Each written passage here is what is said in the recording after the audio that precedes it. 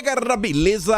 Como é que vocês estão? Meus amigos, depois de muito tempo, hoje é dia de dossiê. Eu já tava até com saudade, mas, gente, o assunto é extremamente sério e preocupante, eu já adianto pra vocês.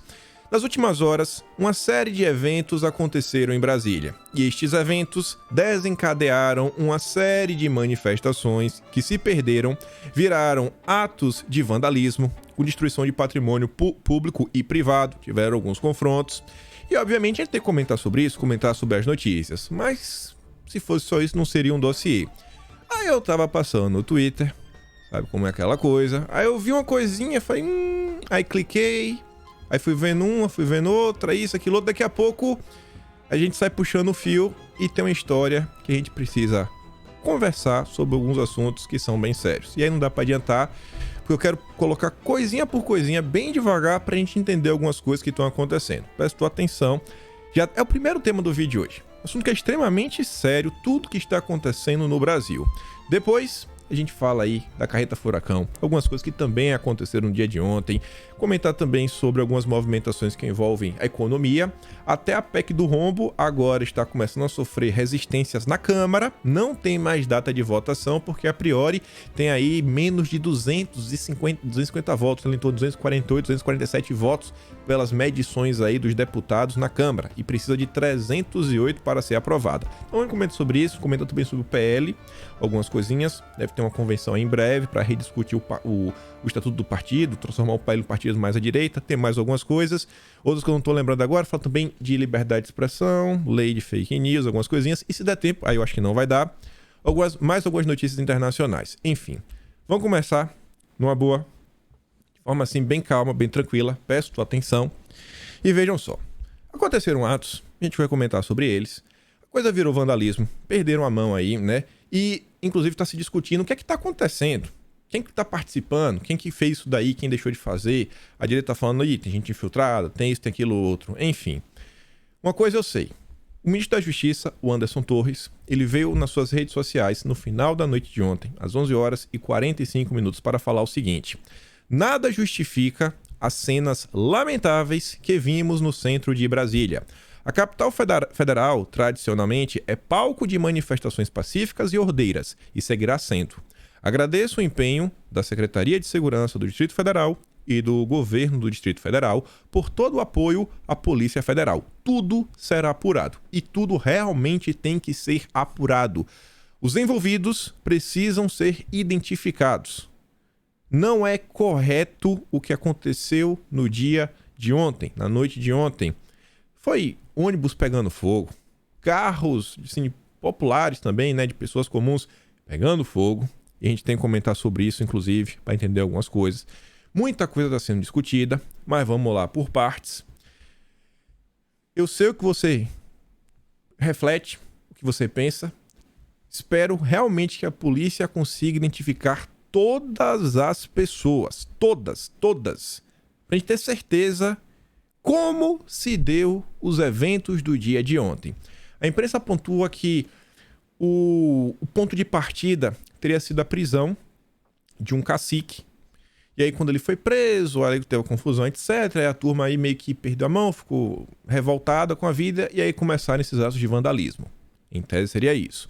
Ainda assim, e por mais que a imprensa possa falar, não, vimos algumas pessoas de verde e amarelo, que não foram todas as pessoas, algumas pessoas não estavam vestindo camisa do Brasil, etc, e tudo mais, e vestir uma camisa verde e amarelo também não significa muita coisa, ou seja, ainda estamos no cenário onde os suspeitos não foram identificados, né? Na verdade não foram suspeitos, os criminosos não foram identificados, mas mesmo num cenário de incertezas, veja, UOL, Globo e Folha de São Paulo já soltaram essas notas.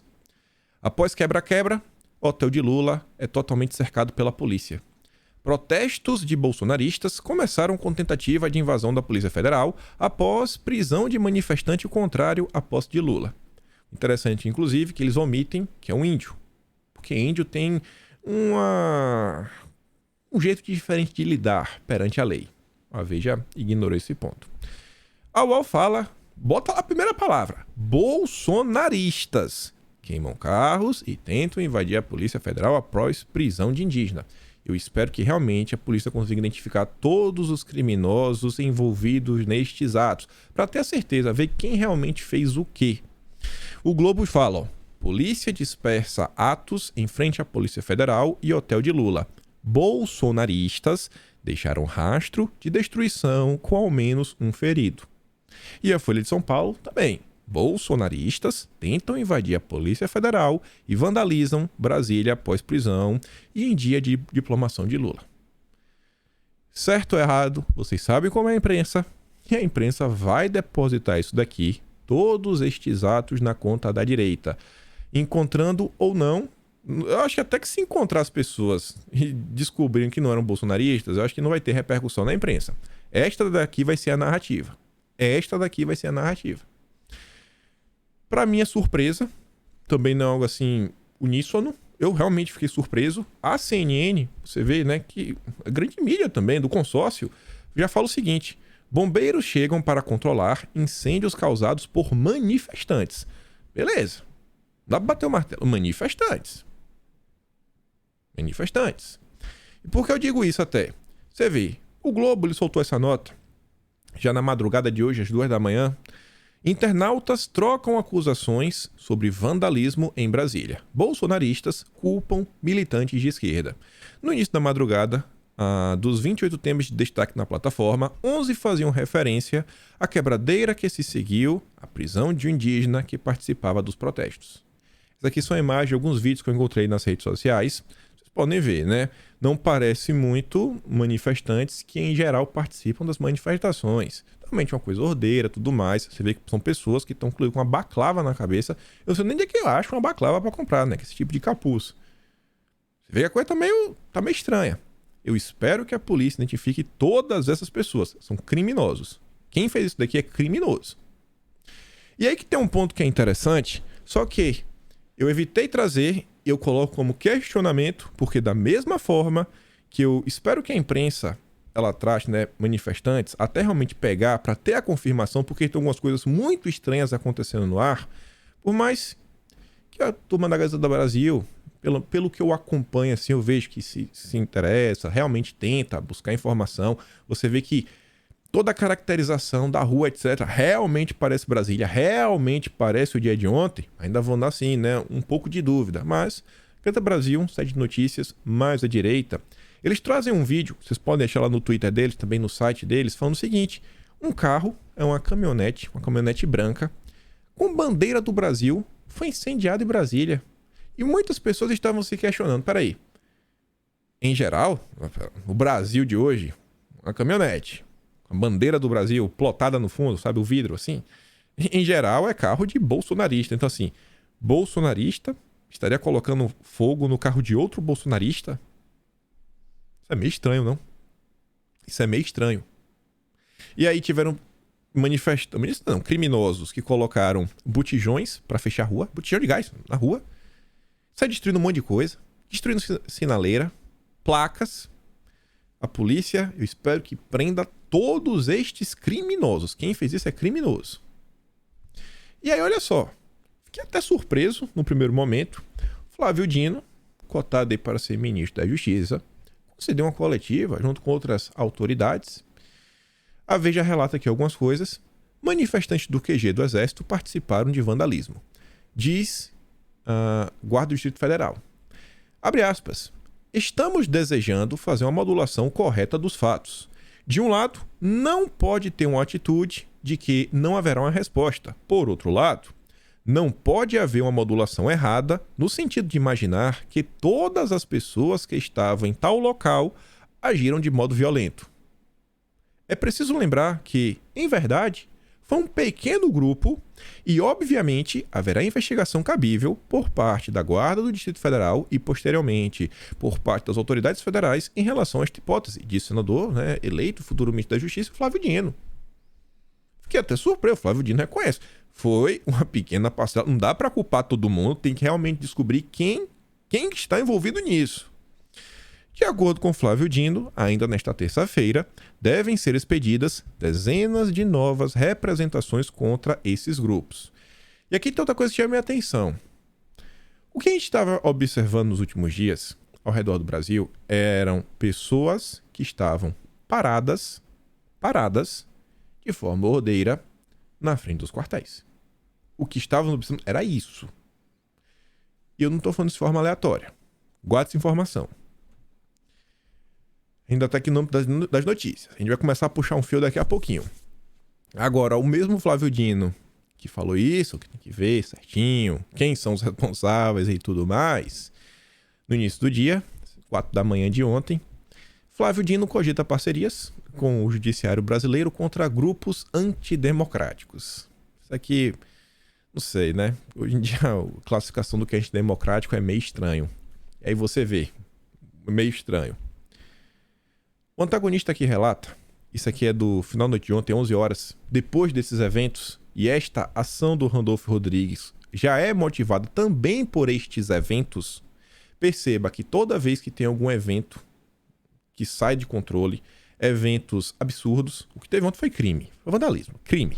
Quando tem uma coisa assim absurda, a esquerda sempre ganha, né, motivações para tomar ações. Seja judicializar alguma coisa, seja para tentar avançar alguma coisa em termos de mídia, de narrativa, metanarrativa, eles sempre tiram vantagem. Sempre que acontece algum tipo de caos, a esquerda está ganhando nada em níveis de narrativa. E aqui o antagonista fala que o Randolfo Rodrigues vai apresentar uma petição para incluir a Michele Bolsonaro nos inquéritos. Em um desses inquéritos que correm na Suprema Corte. Randolfo Rodrigues vai apresentar uma petição, né, para incluir a Michele Bolsonaro no inquérito dos atos antidemocráticos. Nos últimos dias, Michele entregou marmitas a manifestantes que faziam vigília no Palácio da Alvorada. Na visão do parlamentar, isso pode ser configurado como um indício de que a família presidencial tem ligação direta com os responsáveis pelos atos de vandalismo na capital federal.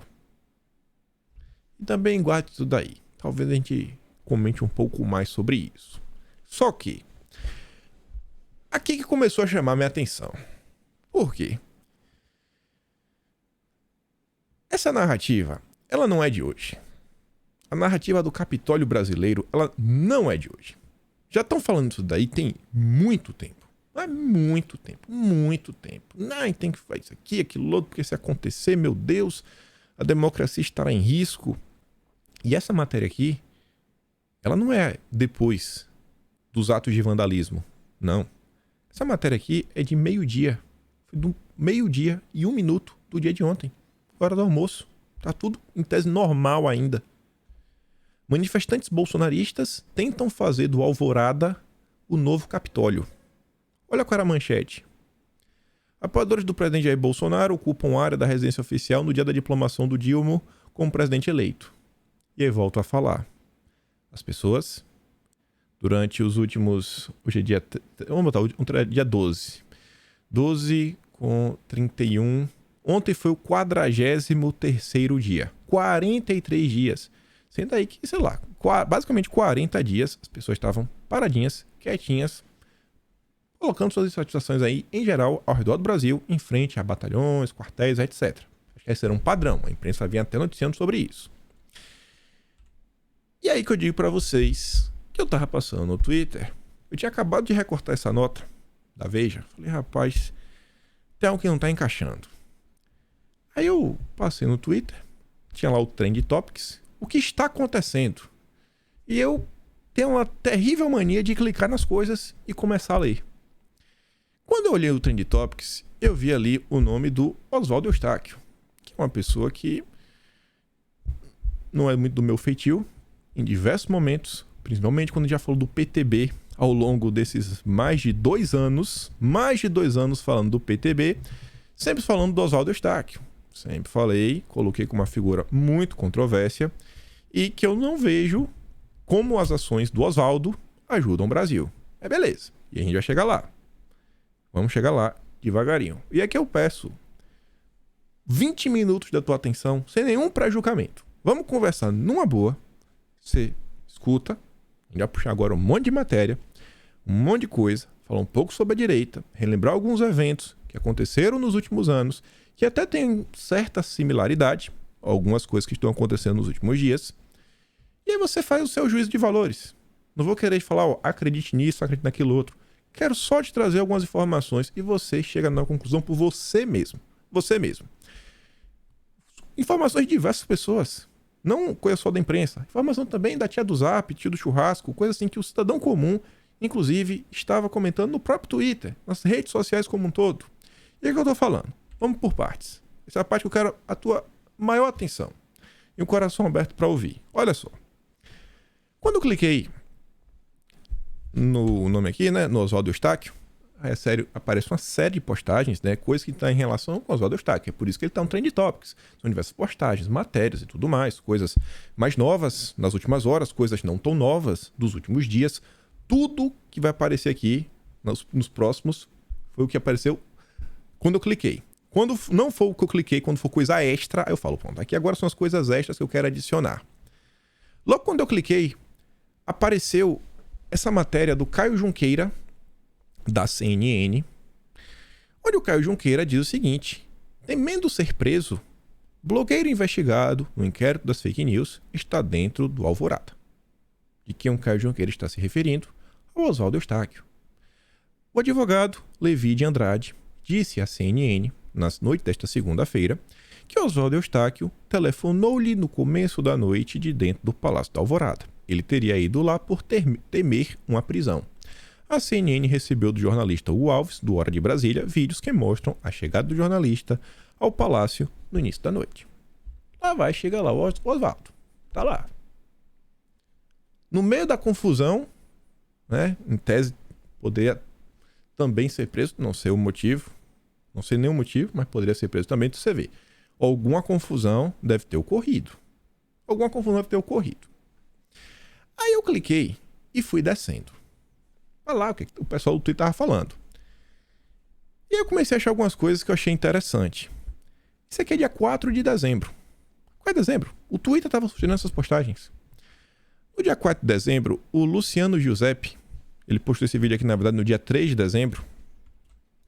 E isso daqui virou uma matéria, até no Metrópolis, que a gente chegou a comentar, que a matéria falava o seguinte, que apoiadores de Bolsonaro, né, manifestantes, entram em shopping no Distrito Federal para protestar contra o Dilma, contra tudo que está acontecendo.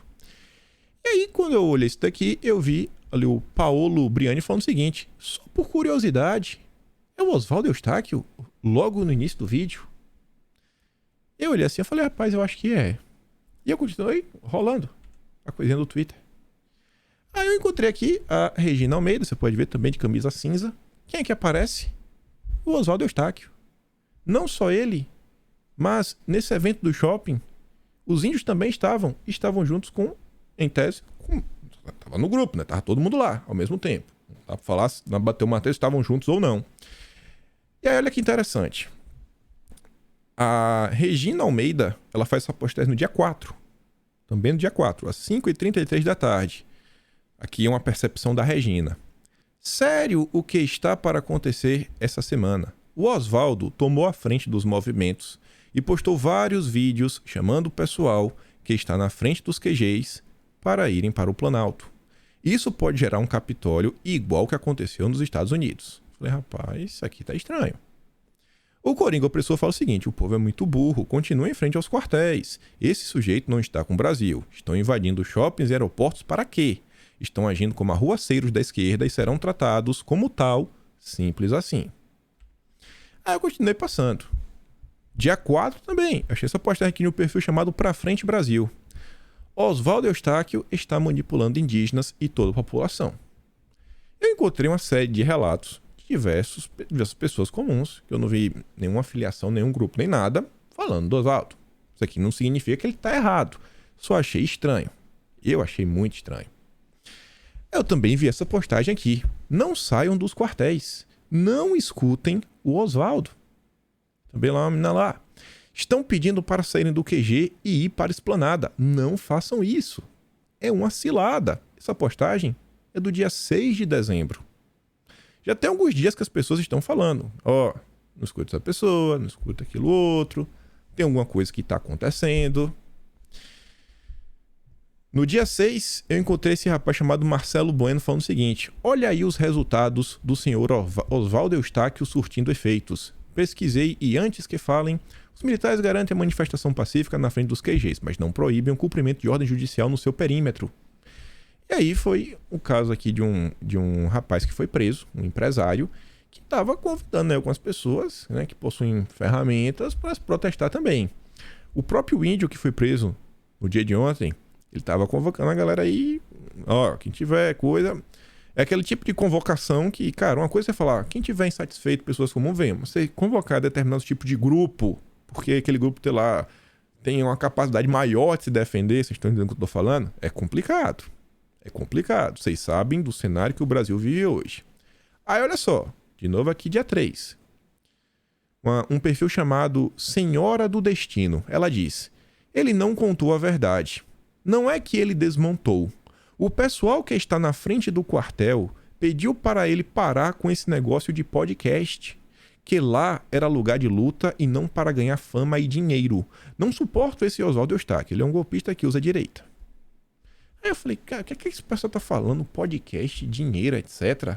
Aí eu fui dar um bizu, né? E aí eu encontrei matéria sobre isso, que é do dia 4. Envolve dinheiro. E olha que interessante essa matéria. Oswaldo Eustáquio diz que a arrecadação de R$1.900.000 no QG é estelionato.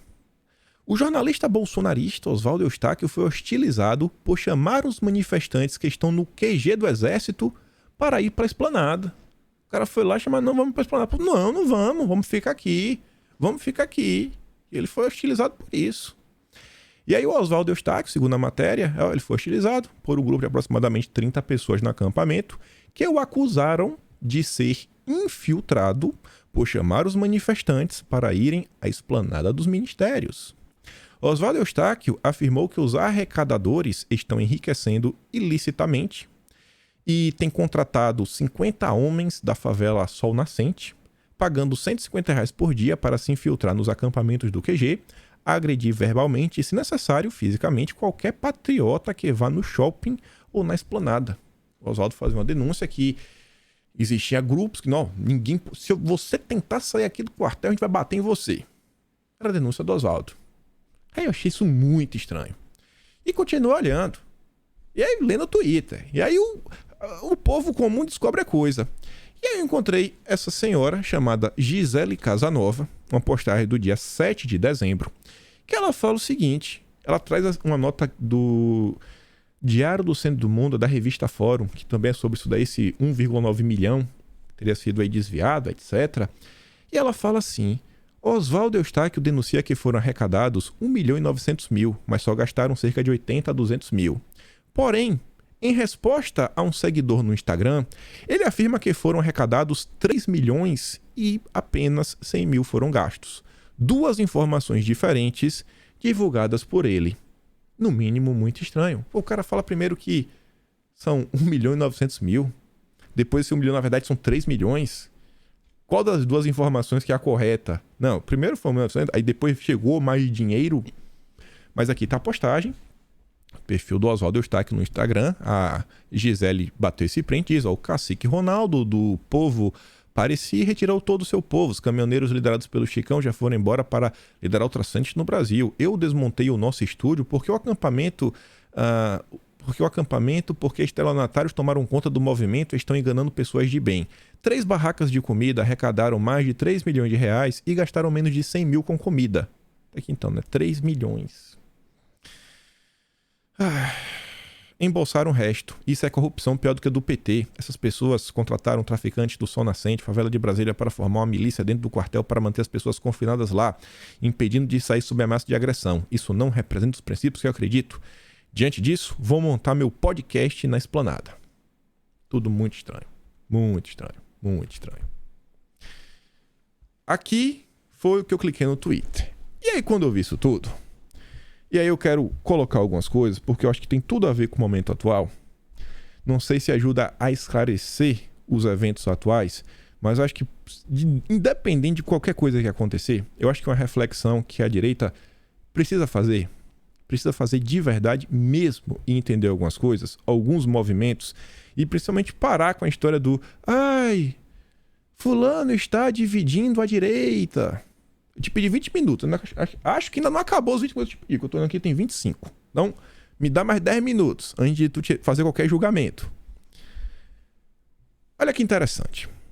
Tem algumas coisas que eu acho que a direita até hoje não entendeu. Não entendeu. E que se não entender isso, eu acho que a gente nunca vai entender como chegamos no dia de hoje. Como chegamos no dia de hoje? É uma pergunta que todo mundo deveria se fazer. Essa matéria aqui é de 19 de novembro de 2021. Foi uma entrevista que a Sarah Winter concedeu para Isto É.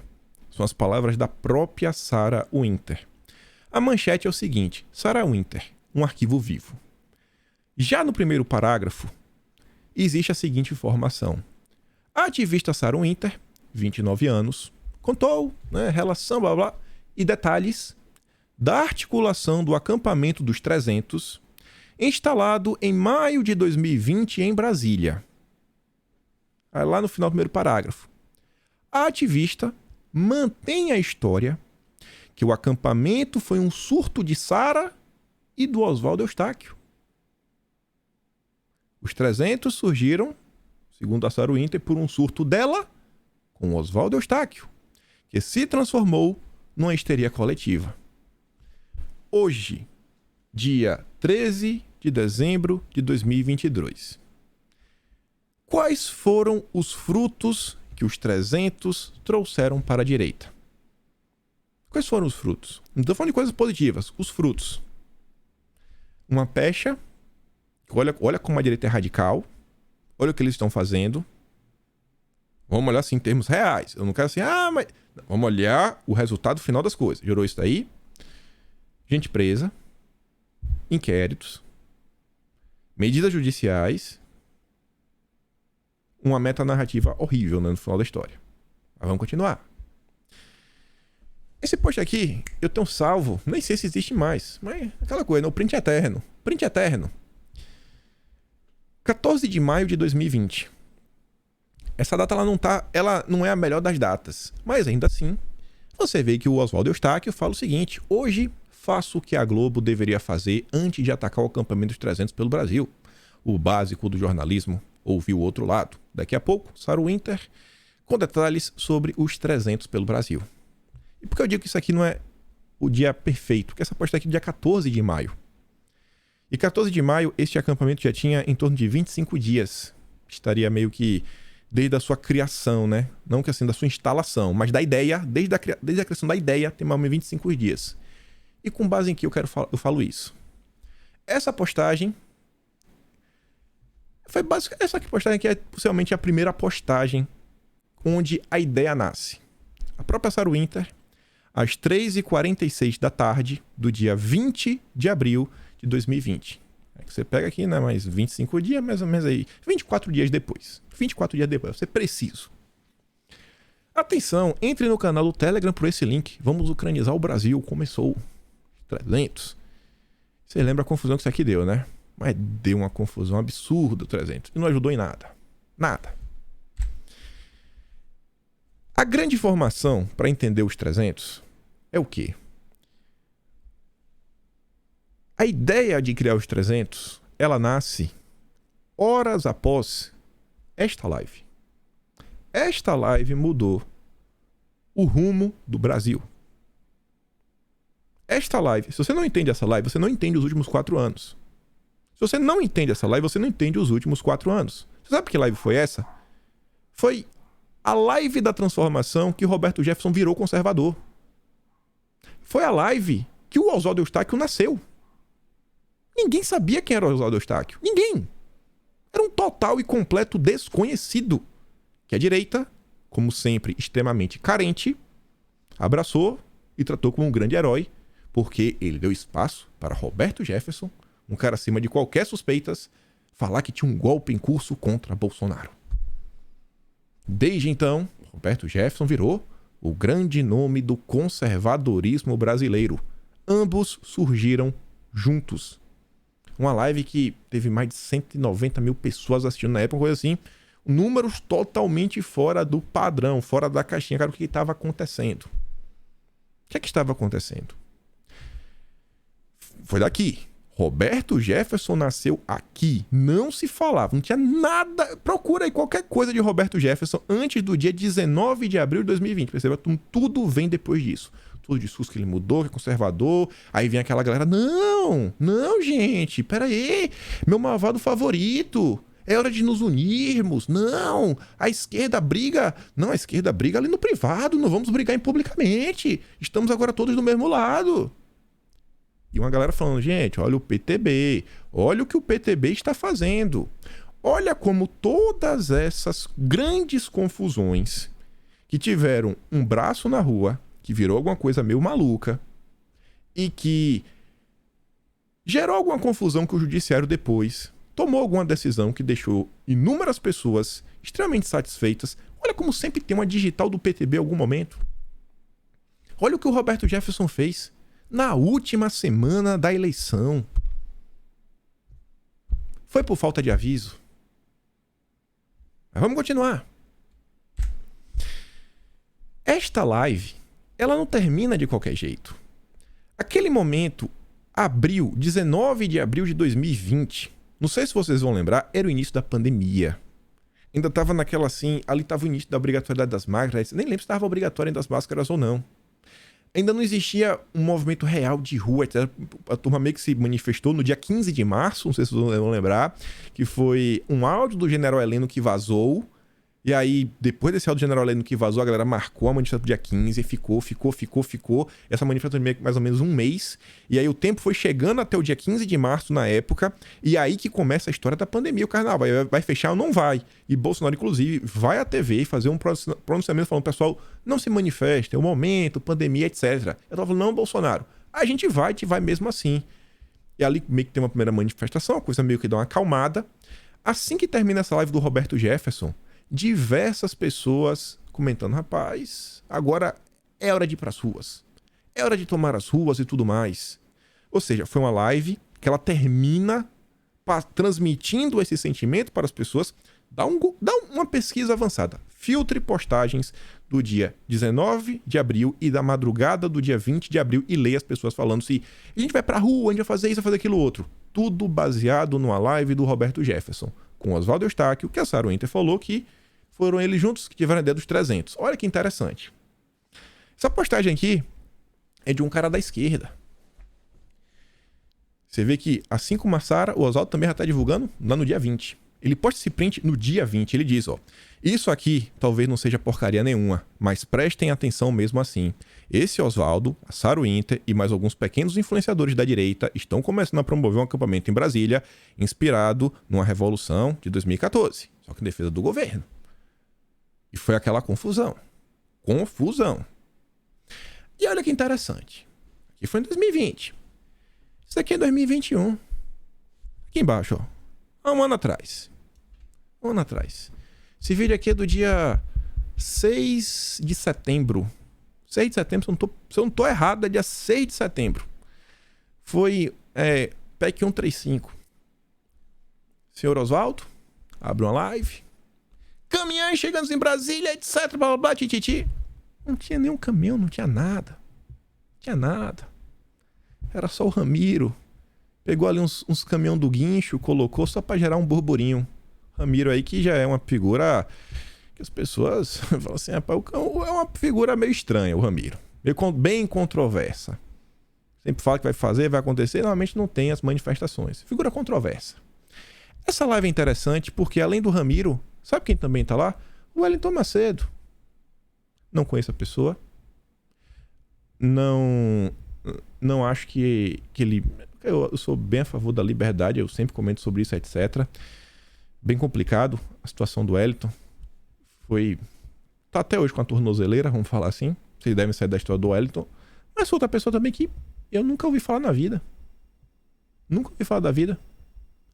O Wellington Macedo, ele nasce assim, junto ao Zé Trovão e o Oswaldo Eustáquio. Ninguém conhecia quem era. Zé Trovão e Oswaldo Eustáquio. O Zé Trovão, que inclusive colava com o Ramiro. Isso daqui é do dia 9 de setembro de 2021, essa postagem. Eu não sei de quando é este vídeo. Não tenho a data desse vídeo. Mas um perfil chamado na época Vavá Chocolate, que repente que eu tenho de vídeos antigos. Zé Trovão, amigo do Ramiro, caminhoneiro sem caminhão, que já enganou por diversas vezes essa direita emocionada. Que é esse perfil que falava. Não é minha opinião, só lendo aqui a postagem. Aí olha que interessante. Em 2021, se lembra que teve um início de greve dos caminhoneiros? Quem que estava na frente disso? O Zé Trovão. Causando confusão. A confusão que essa turma gerou, eu não tô aqui pra... Assim, gente, independente se foi certo ou não o desenrolar, quais foram os frutos das ações do Zé Trovão naquele momento? Quais foram os frutos? Deu ruim pro Zé Trovão, né? Quando teve a greve, e aí a coisa realmente começou a ir, assim, era uma coisa que é sempre uma ação que os grandes heróis, eles decidem fazer as ações por eles mesmos. Ninguém pediu. Eles decidem salvar o Brasil. A gente vai fazer uma greve. Aí Bolsonaro, na época, na verdade foi o Tarcísio, mandou um áudio falando, cara, não é pra ter greve. Não é pra ter greve. O cara tá maluco, pô. Greve só vai atrapalhar. Aí o Zé Trovão gravou um vídeo falando que ele quer um vídeo de Bolsonaro falando, que senão ele vai mandar parar. Foi a maior burburinho, foi a maior tititi. Você vê ali o dia o Casagrande, o jornalista dizendo, ó, magoado, Zé Trovão disse que quer ouvir da boca do presidente para acabar com os bloqueios. Sai a matéria na Veja. Do México, Zé Trovão manda recado a Bolsonaro. Tem que abrir um diálogo. Não é simplesmente mandar um áudio que ninguém sabe se é dele. Vocês conheciam o Zé Trovão? Zé Trovão, semana passada, apareceu aí numa foto absurda, com substâncias que a polícia prende, né? Que eu acho que a direita é a favor que a polícia erradique, combate o crime. Tava lá, mas ele falou que é o passado, um passado que ele se arrepende. Ainda assim, muito estranho, porque é um passado, o Zé Trovão parece que não troca de camisa, né? Que a camisa que ele tava no passado é uma camisa que ele tem até hoje. Ele gosta bastante dessa camisa. Parece que é de algum clube de alguma coisa. É, mas assim... Mas a direita abraça todo mundo. Todo mundo a direita pega e abraça. Aí olha que interessante. O Zé Trovão tava convocando para uma revolução, para uma greve do México. Nem no Brasil ele tava. O Zé Trovão, ele tava falando duro. Verdades. Batendo na mesa. Do México. Quem lembra de 2021 ele falando, veio empreender? Veio empreender. Dia 7 eu estarei na Paulista. E não estava. Cantando de galo do México. Ninguém sabia. As pessoas achavam que ele estava escondido.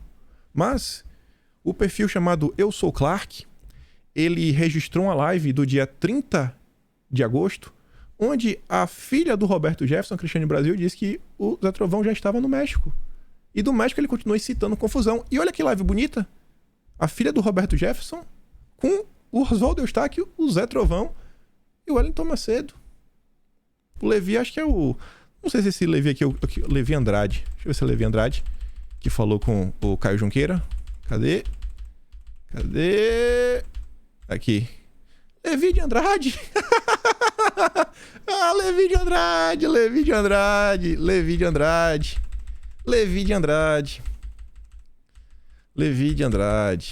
Olha o Levi de Andrade. Pessoal, quando, assim, gente, todo mundo tá insatisfeito com o que está acontecendo. Todo mundo. É a coisa mais simples do mundo falar o seguinte. Tenho fontes, não posso revelar, que eu sou jornalista, e está tendo uma reunião agora das forças para discutir sobre o destino do Brasil. Fiquem ligados para maiores informações. Se eu falar isso, colocar na manchete, 500 mil de visualizações, 1 milhão de views. Postar isso em qualquer rede social? É isso aí, Kim. Vamos lá. Vai dar certo, vai isso, vai aquilo outro. Mas eu não sei, gente, o que vai acontecer. Eu queria saber. Assim como vocês, eu queria saber o que vai acontecer, eu não sei.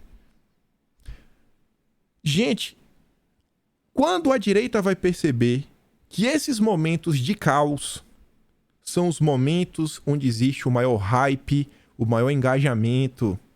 Olha a confusão. Assim, independente ou não se o Oswaldo tá lá com o podcast dele pra ganhar... O cara tem um podcast no meio da manifestação. Você vê, o Oswaldo tá denunciando, sei lá, 1.900.000, depois 3 milhões de Pix. Imagina a quantidade de dinheiro que não rola das pessoas que realmente estão doando porque acreditam em determinadas coisas. Não tô falando do Oswaldo, tô falando que só olha ele mesmo denunciando que assim, que tem dinheiro rolando a tudo adoidado. Você acha que não vai ter um calhamaço de gente tentando surfar a onda. Gente, vocês já perceberam que existem algumas pessoas que em momentos de paz não tem brilho próprio? Eu não tô falando só de youtuber, jornalista, não. Tô falando até de deputado. Em momentos de paz, eles não têm voz, eles não aparecem. Não tem nada a contribuir. Eu não vou nem botar manchete aqui. Ontem um amigo me mandou um vídeo. Tinha 5 horas no ar. Tinha 700 mil visualizações. De um canal que até 6 dias atrás só fazia vídeo sobre o Palmeiras. Vídeo sobre o Palmeiras. 6 dias atrás. 5 dias atrás que ele começou a fazer vídeo sobre política. Olha, você fala, não acredito. Os vídeos de ontem, anteontem, 1,5 milhão de visualizações cada. Essas são as thumbnails.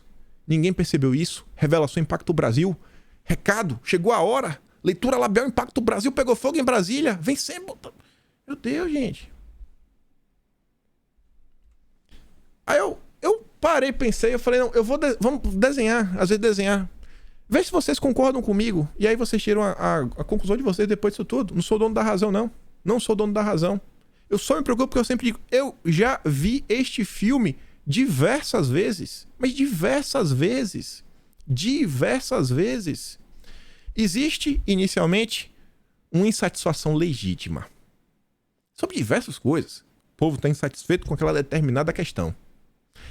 Aquele tema, aquela insatisfação, ela começa a crescer. Porque é uma insatisfação real. As pessoas começam a falar aquilo, né? Cria um hype. A partir daquilo ali começa uma corrida pelo like. Corrida do engajamento. Disso daí começam a surgir os heróis. Aqueles perfis que estão à frente, tem isso, aquilo, agora vai. Depois, ações começam a ser propostas. Não, vamos fazer isso, vamos fazer aquilo, outro, etc, tudo mais, blá, blá, blá. E aí, no meio dos heróis, aparece o Salvador. Sempre tem um que se destaca. E aí, o Salvador, ele toma aquela ação gatilho. Que, no final do dia, essa ação, ela não representa o sentimento das pessoas. Normalmente é alguma ação que a gente bota a mão na cabeça e fala, cara, eu não acredito que essa pessoa fez isso. Que as pessoas não concordariam. Você vê assim que é algo que nenhuma pessoa apoiaria. Que a pessoa fez pelo mais puro egoísmo. E aí, esta reação, essa ação gatilho, impensada, absurda, gera uma retaliação do sistema. Essa ação ela concede isso e o sistema retalia. E mais uma vez, normalmente o sistema sempre passa também do ponto na hora de aplicar o seu remédio constitucional e aí gera mais insatisfação. E a gente volta ali pro início. E aí a gente parte desse ciclo o tempo todo. É a rodinha. O ciclo do Salvador. Eu pensei, não, vou botar aqui o nome. Quando nesse aqui na retaliação ainda não surge a galera que põe a culpa no Jair. Jair! Faça alguma coisa, Jair. Ué, mas Bolsonaro pediu ajuda pra alguma coisa? Bolsonaro mandou alguém fazer alguma coisa? Bolsonaro mandou alguém tocar fogo em Brasília? Jair, faça alguma coisa? Mas, rapaz, tu faz tudo que tu quis sozinho. Aí agora Bolsonaro tem que resolver? E eu não estou falando apenas de jornalista, influenciador, até de deputado. Quantas vezes vocês não viram isso acontecer? Quantas vezes, inclusive, não tem dedo digitais do Roberto Jefferson? Quando a direita vai acordar, pessoal, porque está acontecendo? É desolador. Desolador. Desolador. E eu vejo uma quantidade imensa de pessoas que se aproveitam da boa vontade do cidadão comum que está desesperado com as possibilidades que o destino pode colocar o Brasil e tenta tirar vantagem disso. É mais 72 horas, é mais isso, é aquilo outro, etc. Uma coisa é colocar insatisfação pra fora, outra coisa é ficar brincando com a emoção das pessoas. Eu não consigo compactuar com isso. Seria muito fácil falar, né? Botar culpa, isso, aquilo no sistema. Mas, gente, eu não acho que é assim que... Eu não acho meio que é assim que a gente vai conseguir sair do lugar. Eu realmente acho que tem alguma coisa errada acontecendo e a direita precisa se questionar. Cara, será que tudo tá rolando tá certo? Será que realmente são esses aqui os caminhos? algumas pessoas aí que todo mundo tá abraça, etc, que a gente vai fazer, que vai acontecer. Será que são essas medidas corretas? Será que é o fala duro? O fala duro, diversas vezes, é aquela ação gatilho, né? Não, vou fazer aqui um vídeo que eu vou fazer, vai acontecer, só estamos começando. Surra de gato morto, etc. Aí vem a retaliação. Ah, Bolsonaro, faça alguma coisa. Faça alguma coisa, Bolsonaro. Rapaz. Volta a falar. Não estou falando que ninguém é culpado nem nada. Só estou colocando alguns pontos que eu acho extremamente intrigantes. Mais uma vez, algumas figuras bem conhecidas rondando as mesmas confusões. Mais uma vez, as redes sociais sendo capturadas na sua emoção e tudo mais, e etc.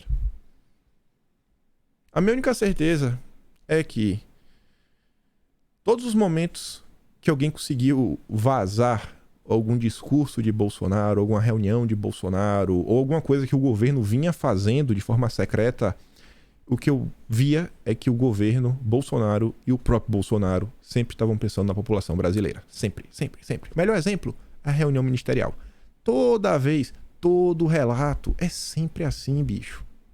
Sempre assim. Quer ver outra coisa bem famosa? O Constantino falando de como ele virou um cara de direita, que foi um dia conversando com o Paulo Guedes, e o Paulo Guedes contou pra ele quem era Bolsonaro. Ele falou, pô, não acredito. Eu julguei Bolsonaro errado esse tempo todo. É a minha única certeza. A única coisa que eu posso falar pra vocês, que assim, eu tenho certeza que o que Bolsonaro ele pode e pôde fazer ao longo desses 4 anos, eu acho que ele fez. E se ele puder fazer alguma coisa, eu acho que ele também vai fazer. Eu acho que essa reflexão é importante. Independente do que acontecer. Eu acho que a direita ela realmente precisa amadurecer e começar a pensar melhor, né, em seus grandes heróis, seus grandes representantes. Não é só falar umas palavras que aquecem o coração, falar o que as pessoas querem ouvir e tá tudo bonito. Eu pedi 20 minutos, já tem 47, né? Mas acho que era o tema mais importante do dia. Falar sobre o que tá acontecendo em Brasília.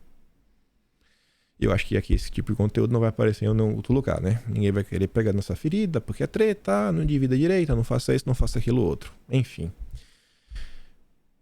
Avançando aqui um pouquinho, Flávio Dino quer desbolsonarizar as polícias federais. Quer desbolsonarizar a Polícia Federal, a Polícia Rodoviária Federal, além da disposição já explicitada de revogar decretos sobre, né, ferramentas que foram assinadas pelo atual governo Bolsonaro. Mesmo antes de ser confirmado no cargo, Flávio Dino já falava e atuava como ministro. O principal foco é a Polícia Rodoviária Federal, que vem se militarizando há mais de 10 anos. Seus cursos de treinamento estão cada vez mais alinhados aos de policionamento ostensivo da Polícia Militar e do próprio Exército. Então imagina, né? A PRF realmente tá tocando terror contra o crime. Eu acho que eles querem uma polícia que trabalhe mais com fiscalização, né? Veja se a turma tá andando de cinto. Deve ser isso daí, a preocupação, né? Ó, tá dirigindo muito rápido. Ó, ultrapassou no acostamento. Não, tome-lhe multa. Pronto. Já na Polícia Federal, o futuro ministro terá ainda a tarefa de lidar com pressões internas de petistas e aliados, caso operações atinjam políticos governistas. Este é um dos motivos, por exemplo, de críticas internas do PT ao ex-ministro José Eduardo Cardoso. Para petistas, Cardoso não se empenhou para conter a Operação Lava Jato, que atingiu os quadros mais importantes do partido e levou Lula à prisão.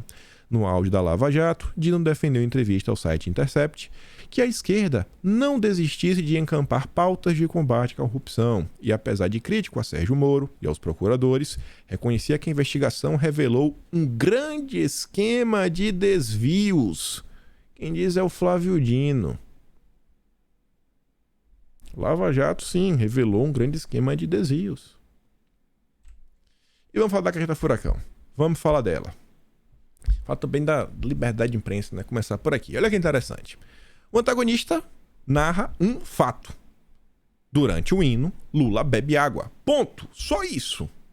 Só isso. Porque ele bebeu água.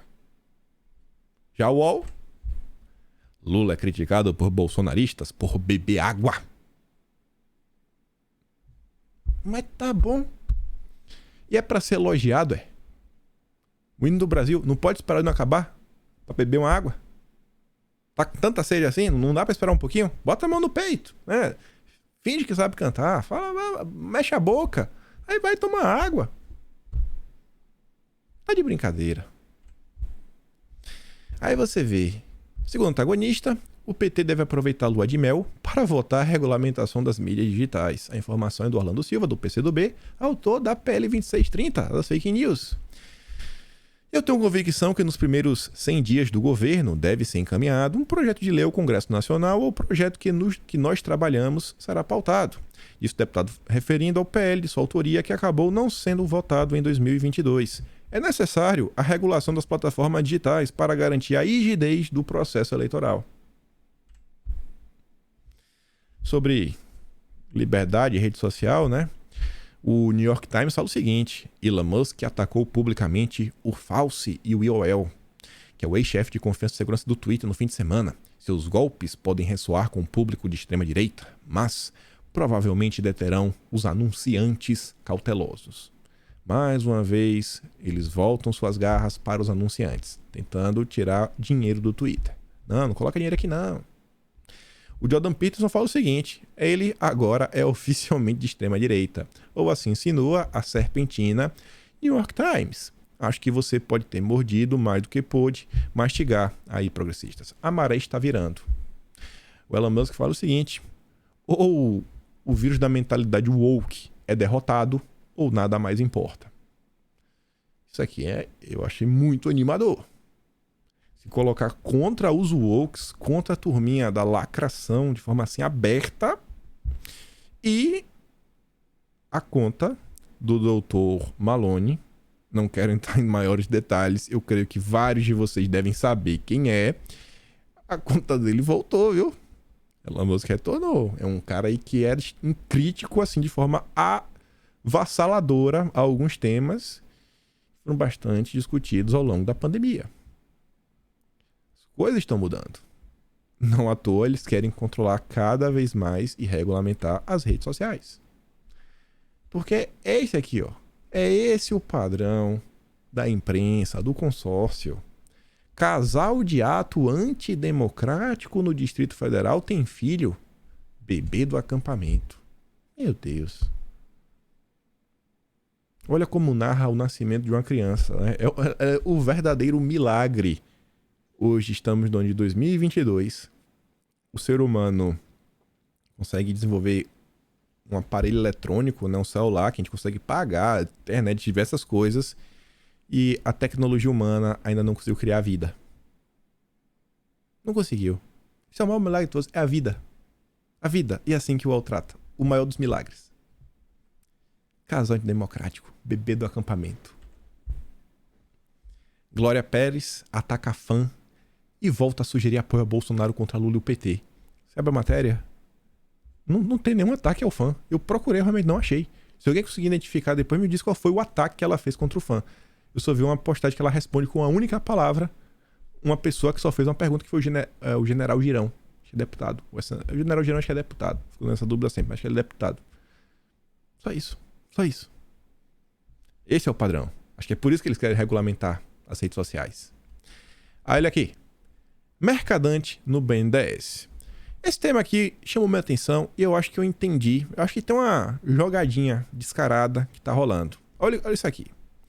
Mercado reagir mal ao mercadante, dólar e juros sobem e bolsa cai. Meu Deus, mercadante absurdo, não dá, etc, tudo mais. Aí imagina aquele cenário que vai falar, cara, o mercadante é muito ruim. E se eu te, sei lá, fala o nome aí de esquerda. Não, então não vai ser o mercadante. Vamos colocar o Josué Gomes da Fiesp. Só pensando no nome na esquerda. Não que o Josué não seja um cara capaz. Josué Gomes é bacana. Melhor que... Não sendo mercadante, não, de boa. O Josué Gomes é bacana. Bacana. Pronto, tá resolvido. Pode ser ele. A gente não vai mais gritar. O mercado agora vai aceitar melhor. E por que eu tô falando isso? Olha que matéria interessante da Raquel Landim. Indicação de mercadante para o BNDES desrespeita a lei das estatais. E eu não consigo ver qual cenário, sei lá, pode alguém ter algum tipo de parecer que mostre que não, que o mercadante, sim, ele poderia assumir o BNDES. Porque a lei de estatais, em seu Artigo 17, parágrafo 2º, a lei diz que é vedada a indicação para o Conselho de Administração e para a diretoria da pessoa que atuou nos últimos 36 meses como participante da estrutura decisória de partido político ou em trabalho vinculado à organização, estruturação e realização de campanha eleitoral. E o Mercadante basicamente fez as duas coisas. As duas coisas. Mercadante foi coordenador do programa de governo do Dilma e ele é, presidente da Fundação Perseu Abramo. Também é um quadro histórico do Partido dos Trabalhadores. Não sei se estão como presidente do Partido Perseu Abramo, mas tá lá, né? Também. Então, estaria o PT cogitando o nome só para gerar aquela raivinha e na hora que der um nome menos pior... não, então esse nome é ok. Já que não é mais o Mercadante, agora a gente para de gritar. O Nelson Barbosa, ex-ministro da Dilma, me falar o seguinte: o mercado reage mal a qualquer nome do PT. Acentuou o integrante da equipe econômica do Gabinete de Transição. Eu acho que o Mercadante, assim como semana passada eu já disse sobre o Haddad, é um dos principais quadros políticos do PT e do Brasil. Foi ministro de diversas pastas, ele tem capacidade. Para o ex-ministro, as incertezas do setor financeiro vão ser diluídas assim que as políticas econômicas do novo governo Dilma forem apresentadas com mais clareza. Eu não consigo acreditar nisso aqui de jeito nenhum. Mais uma vez, o consórcio... Você lembra do vídeo do Haddad? Falando que ele estudou economia por 2 meses e que ele colava do coleguinha? O UOL fala o seguinte: Haddad não estudou economia por 2 meses. Ex-prefeito tem mestrado na área. E sobre o vídeo, foi uma afirmação, foi uma piada. Foi só uma piada, gente. Foi só uma piada. O Haddad é mestre em economia, só uma piada. Mestre, confia no Haddad. Confia. O UOL, hein? O UOL, sensacional. A CNN traz aqui falando o seguinte: Ibovespa perdeu o equivalente a 577 bilhões de reais em valor de mercado. Isso daqui é mais um dos motivos do porquê as pessoas estão tão insatisfeitas, tão desesperadas, que às vezes caem na lábia de qualquer pessoa que diz que não, tô aqui para lutar por vocês. Rafael Menin, filho do Rubens Menin da CNN. O valor de mercado das empresas brasileiras caiu em torno de 500 bilhões nos últimos 45 dias, fruto de uma comunicação atabalhoada e uma política econômica equivocada escolhida pelo grupo em transição. A conta já chegou para a sociedade brasileira e pode piorar. A CNN fez o L. Todos esses anos a CNN fez o L. Agora não adianta chorar, né? Mas parece que o Globo e o UOL estão brigando. O Camusato fala, ó, CNN, PEC do estouro. Record, PEC do estouro. Jovem Pan, PEC fura-teto. Band e SBT, PEC de transição. Rede Globo, PEC do Bolsa Família. Ai, que lindo, hein? Como transformar um veneno em algo simpático para a população. Tem método, muito método. E sobre a PEC da transição, não há data para discussão e votação. Segundo aqui o antagonista, né? Integrantes de partidos como PP, PL e União Brasil afirmam que podem votar o texto esta semana. Isso se o PT concordar em reduzir a vigência da matéria de 2 para apenas um único ano. Aí parece que não é só baixar para um ano. Não há certeza de que a proposta teria os votos necessários para sua aprovação. Não há certeza. São 308. E o Estadão complementa falando que, pelas contas, só tem 247 apoiadores. Faltam aí 61 para atingir os 61 para atingir os 308. A insatisfação tem motivos diversos, a começar pelo mal-estar na União Brasil, que vai assumir a relatoria da proposta na Câmara e tenta dobrar a resistência do Dilma e entregar o ministério a deputados da sigla. O Elmar Nascimento, que assumiu o Ministério de Minas e Energia. Ainda os que não desejam votar antes da decisão do Judiciário sobre o orçamento secreto. Uma coisa é certa, né? Pacheco, amigo, só no Senado. Pacheco só no Senado. Só no Senado. A Câmara, com todos os problemas, ainda é a Câmara. A relação com Pacheco, só com Pacheco. o Senado só com o Pacheco. E aí, só para comentar rápido aqui, dá para comentar rápido, porque o PL acredita que Marinho pode enfrentar Pacheco no Senado. É só um complemento de algumas coisas que a gente disse nos últimos dias. O PL acredita que pode surpreender, porque, em tese, o Senado tem menos finalidade partidária que a Câmara, como é permitido aos senadores a trocarem de sigla por serem cargos majoritários. A volatilidade na casa é maior. E o exemplo que eles dão é o seguinte: o Podemos só elegeu até hoje um senador. Mas o Podemos tem 8 mudanças. Com isso, Marinho espera conseguir votos de alguns senadores cujos partidos não endossam seu nome à presidência. Não endossam o nome do Pacheco, né? São o caso do União Brasil e do próprio Podemos e até do MDB. Caso tenha sucesso, o bolsonarista pode, de fato, se mostrar um adversário de peso para Pacheco na eleição que tem menos cartas marcadas do que, provavelmente, né, vai reeleger o Lira na Câmara. O Lira na Câmara está reeleito, acho que nem vai ter concorrente. E só para encerrar, o Valdemar marcou uma convenção, próximo dia 19, e aí realmente vai colocar o PL para ser um partido de direita, né, discutir mudanças que tornem a legenda mais conservadora e com a cara de Bolsonaro. Acho que isso que todo mundo espera. No mínimo, um partido um pouquinho mais à direita no Brasil. Um pouquinho mais à direita no Brasil. Independente do cenário, qualquer coisa. O partido de direita vai cair muito bem, porque não tem nenhum. Aqui estão os links da matéria do vídeo de hoje. E eu me desculpa até de antemão se fui injusto em qualquer palavra, mas tem algumas coisas que chamam muito minha atenção. Tem outras informações que a gente vai olhando assim e vai juntando também na cabeça. Eu consigo ter alguns desenhos de alguns fatos que ocorreram de forma um pouco mais clara. Primeiro porque eu tenho uma memória, não só uma memória boa, né? Mas eu montei diversos vídeos. Eu assisti todos eles, né? Porque eu fiz todos eles. E acho que tem algumas coisas que a direita devia rever. De verdade. Pelo bem da direita. Hoje é o vídeo 1146. E eu não acho que vocês vão falar que eu tô buscando uma treta sem pé nem cabeça. Acho que já passou muito tempo pra eu ficar nisso daí, né? Acho que a última vez que vocês me viram tretando alguma coisa foi com o Roberto Jefferson. Então, um bom tempo. E é isso. Fico por aqui. Dá aquela compartilhada. Reflita bem. Reflita bem sobre tudo que está acontecendo. Vamos olhar com calma. Com calma. Agir com serenidade. Como sempre eu digo, com responsabilidade. Como a direita sempre atuou. Como o próprio Bolsonaro disse, a direita não é revolucionária, não fecha a rua, não der pedra, não vandaliza, essa coisa de esquerda.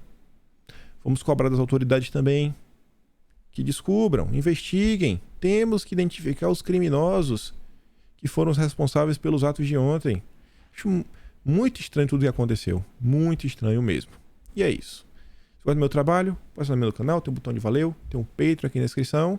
E com fé em Deus, espero poder ver vocês amanhã. Aquele grande beijo e abraço, tamo juntos. Valeu, meus amigos. Fui.